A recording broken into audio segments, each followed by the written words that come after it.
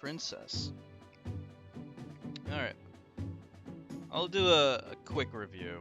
This is not gonna, it's not gonna be a very long review. Twilight Princess is really, really good. When I first played it, I didn't like it so much because I had to use shitty motion controls, but this version, this is the Wii U version, it's definitely the best way to play the game, and without any of the crappy motion controls, you can really appreciate it for what it is. With that said, it's not perfect. There's still some stuff in it that I didn't like that much. The tier collecting in the game is actually worse than the tier collecting in Skyward Sword. Like, it's awful, in fact. The Twilight Zones in general are just kind of crappy.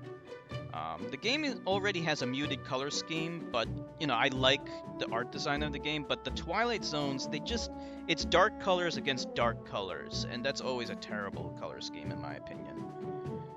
So they don't look great. Some of the dungeons are really bland looking. They're not horrible from a gameplay perspective, but they just don't look visually interesting.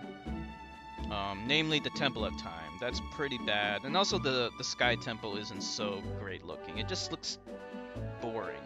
And when something visually looks boring, you're gonna be bored. Everything else in the game is really spot on. I love the art design in this game. It uses a more kind of rustic, realistic look than Ocarina of Time.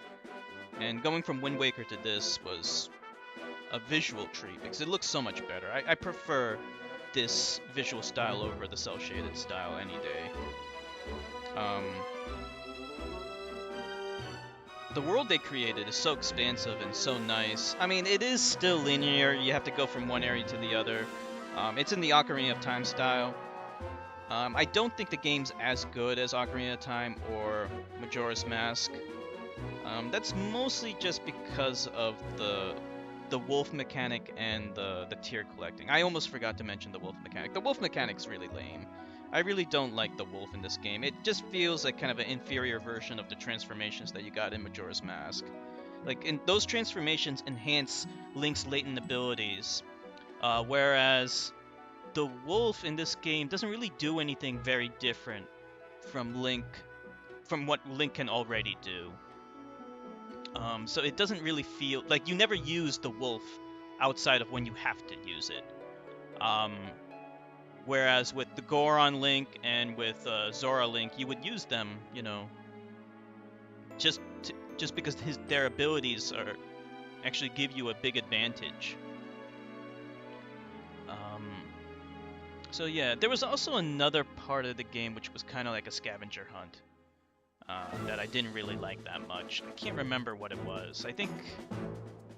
Yeah, I can't remember exactly. You had to search for tears in one part, and then you have to look for something else. But anyway, other than that, it's just as good as Ocarina of Time and Majora's Mask. So, like, if you really love those games, you'll love this.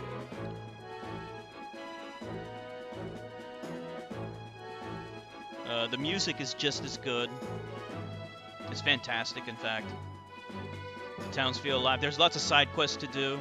There's lots of heart pieces to collect. So there's stuff to do. Unlike Skyward Sword, there's a lot to do in addition to the main quest. And the main quest is very long. I mean, it'll take you like over 40 hours to beat this game. So it's not as long as Skyward Sword, but it's still a really long game. I think it's longer than Ocarina of Time.